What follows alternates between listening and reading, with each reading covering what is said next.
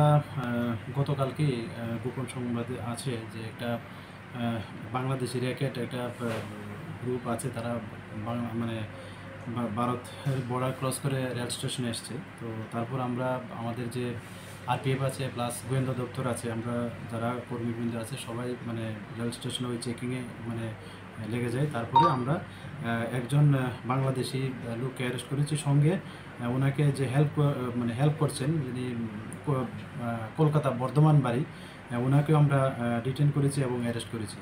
তো এই সুবাদে আমাদের জিআরপি থানাতে গতকালকে একটা মামলা নেওয়া হয়েছে। তো আজকে আমরা তাদের মহামান্য আদালতে প্রেরণ করছি। এই আর কি। তাদের নাম যিনি বাংলাদেশি ন্যাশনাল, ওনার নাম হলো রিঙ্কু দাস, উনি চট্টগ্রাম ডিস্ট্রিক্টে ওনার বাড়ি। আর যিনি ইন্ডিয়ান, উনি রয়েল দাস, ওনার বাড়ি হলো পূর্ব বর্ধমান, ওয়েস্ট বেঙ্গল। তাদের কাছ থেকে কিছু পাওয়া গেছে? তাদের কাছ থেকে বেসিক্যালি ওই বাংলাদেশের কিছু ডকুমেন্টও পাওয়া গেছে, তারপর ইন্ডিয়ান কারেন্সি আছে, আর ওনাদের স্মার্ট মোবাইল ফোন আছে। তাদেরকে কি আজকে আদালতে পাঠানো রিমান্ড জানানো হবে কি? হ্যাঁ, আমরা জুডিশিয়াল কাস্টডিতে আমরা রিমান্ড চাচ্ছি, তো ইন্টারোগেশন করা যায় আর কি, আরও কিছু পাওয়া যায়। একটা কি লাগানো আছে?